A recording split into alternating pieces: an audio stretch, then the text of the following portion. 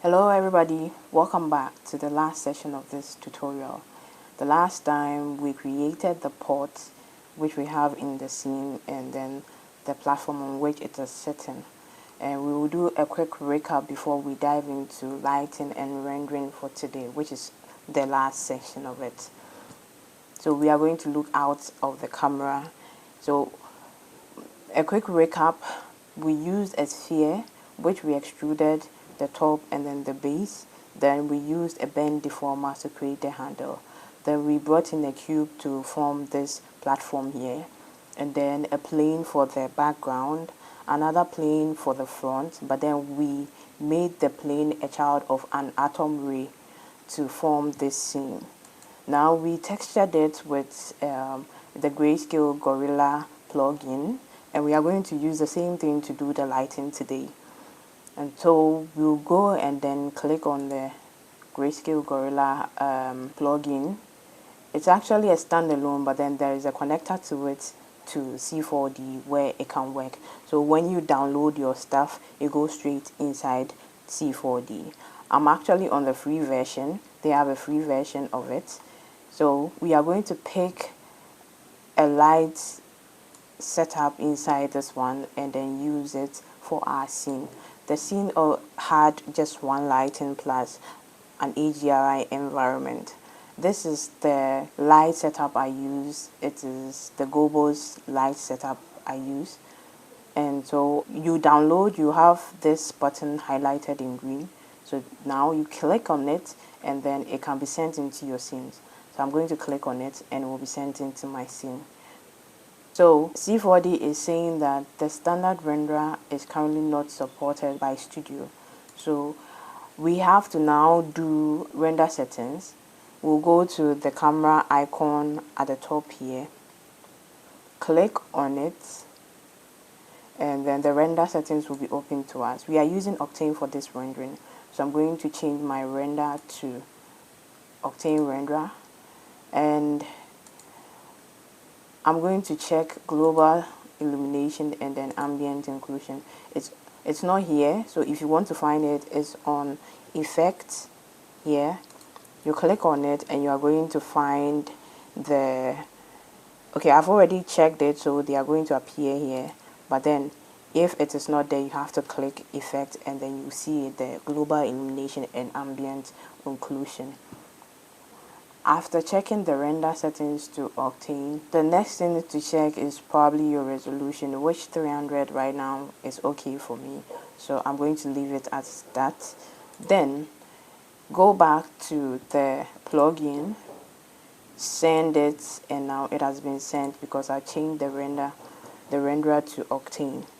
I'm going to look outside the camera and then try to position the light in the direction which I want.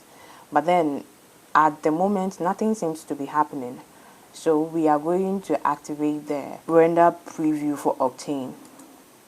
So we are going to activate the live viewer window for Octane and see what is happening in our scene.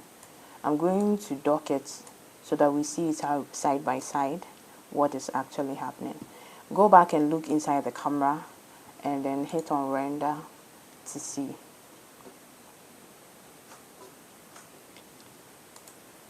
Currently, this is how the lighting looks like, but then that is not how we want it. So we are going to adjust the light until we get what we want in the scene. The next thing to do is to look outside the camera and then grab the lights and position it so that we can have a bit of the light casting on the background. So at this point, it is to your own preference what you want to see in the scene. You just adjust the light until you get the shadow casts inside your environment on the wall. It's still not what we want, so we still do the adjustment. Or if this is becoming so difficult to see whatever is happening, you can activate the camera, then go into your quad view, and I think this part will be better to adjust the light very well. We still need to get the shadow cast on the background. I feel this is better, but then, or it's either the background is far away, so we have to bring it a bit closer.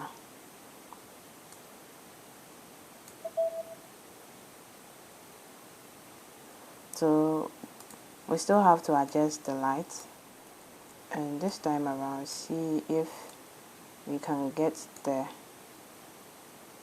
Yes, we are getting there. A little bit of cast on the background as well.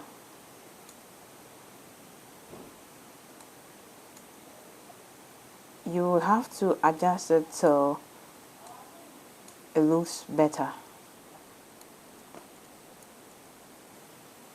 It's still not looking like how we want it. We still have to do a lot of work. Yes, we are getting there gradually.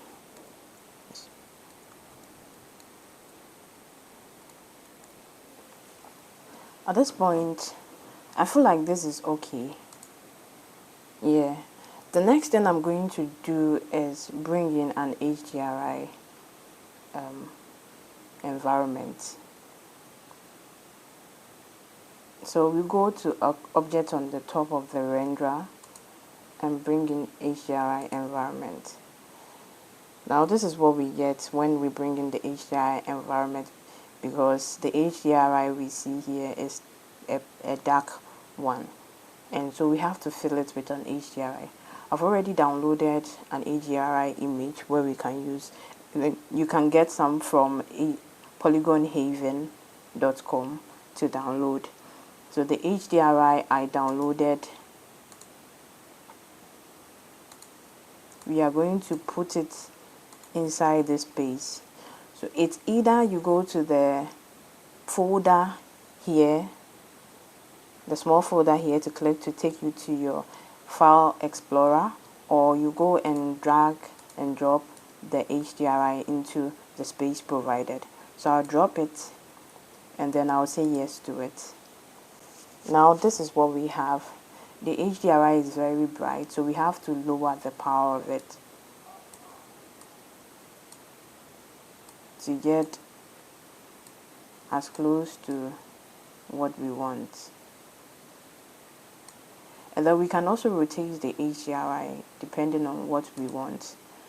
So we need to adjust the HDRI to in such a way that we'll get the desired style that we want. And I think at this moment I feel okay with it, but then I'll increase the intensity of the HDRI a bit.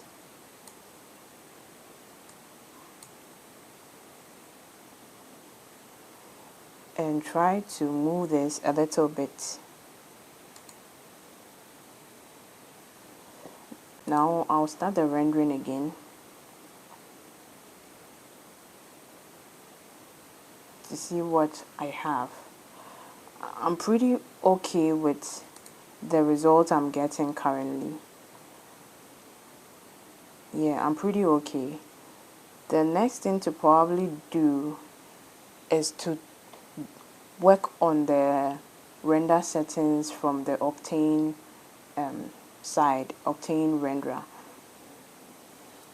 And so I'll click on this settings button here and then change some of the settings I have here to suit what I want, my preference.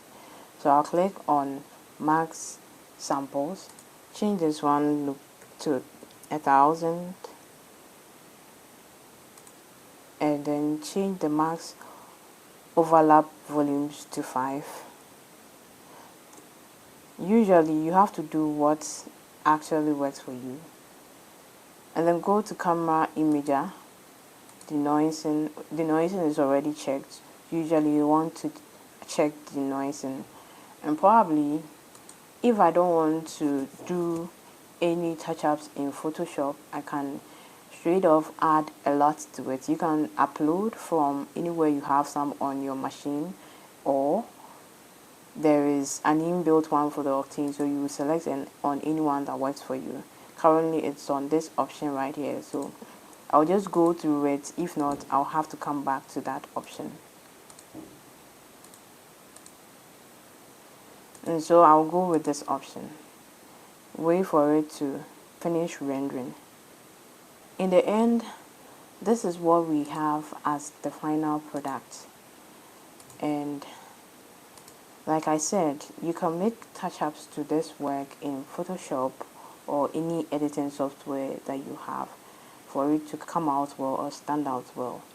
Thank you for joining this last session, and I'll see you in another one.